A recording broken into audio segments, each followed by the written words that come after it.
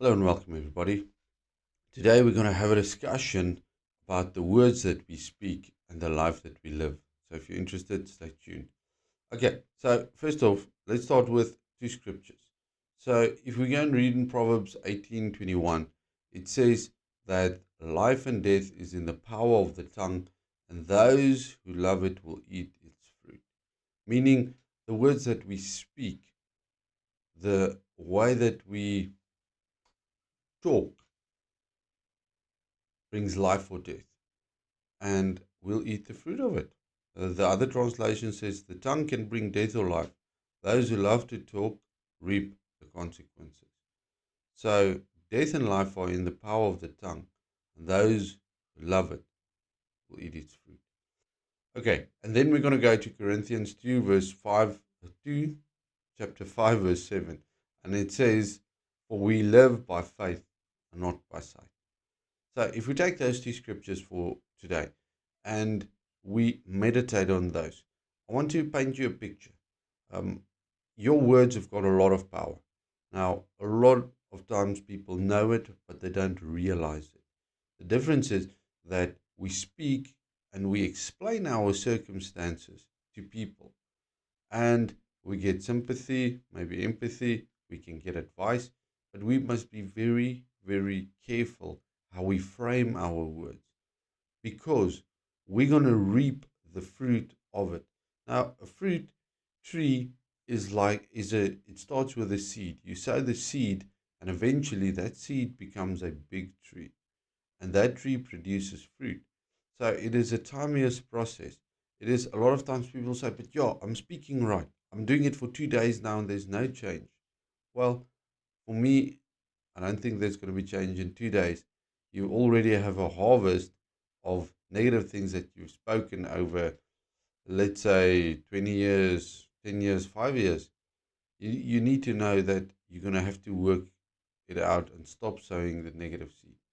So, and if we walk by by faith and not by sight, now I see a car that is broken, and that car is giving me a lot of problems.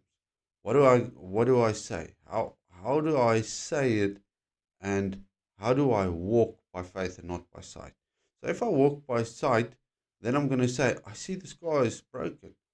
And if I couple it with my negative words and I say, well, this car is only giving me problems and headaches and it just breaks all the time, then I'm going to reap the harvest of those negative words. I'm going to live with the consequences.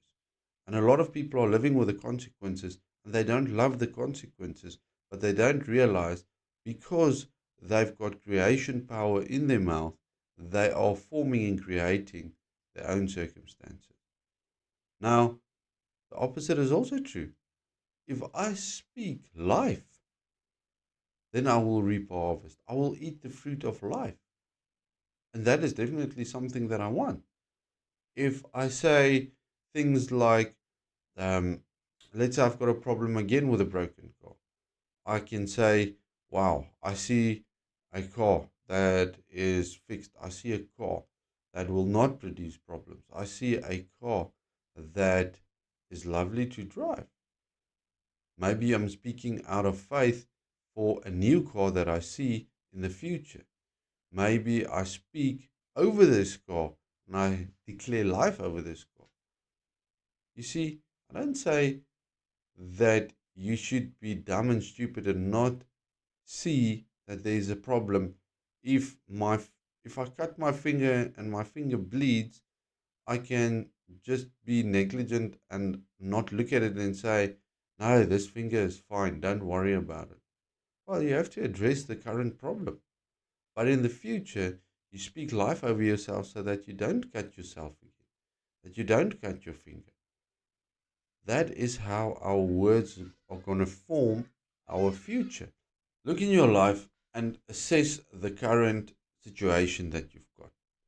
If there's definitely a cycle of negative things happening over and over again, or fruit you do not want to eat, then you have to assess the circumstances and say, well, where does this come from? A lot of times we blame the devil and say, well, he's just breaking all of my stuff. Well, we need sometimes to own up to our own mistakes and say, how did I cause this? How did I give the enemy a way in to come and kill, steal, and destroy? You see, we need to close the door. We need to remove the seed of that is bad. If I don't want to eat the fruit of a negative tree, then I have to remove that tree. I must stop it.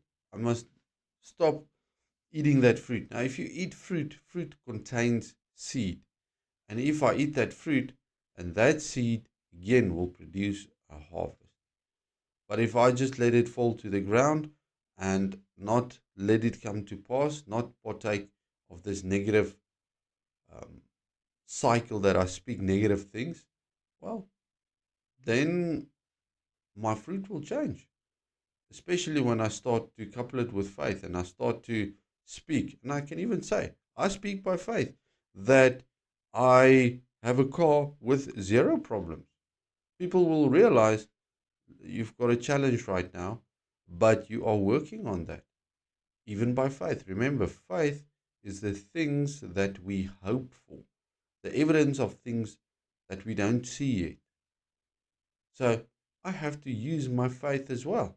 Now I need to mix my faith and I need to mix my words together so that I form life. Not just life in general, but also that I take control of my life and I speak things that need to be in my life. That I see things that need to be in my life before they happen. So, assess your situation today. Think about it. Where have you sown negative seed? Where's especially the habits and the cycle that we've got? And a long time I had to check my words regularly because I didn't even realize how negative I was by the words that I speak. We think that what we are doing is fine up until we assess it, or somebody else tells us, you don't think that this is a problem in your life. And when you start to think over it, you're like, wow, maybe this is the root of the problem that I have in my life. So, what do I want to say? Choose your words carefully. Remember that your words can bring life or bring death. You choose what you want.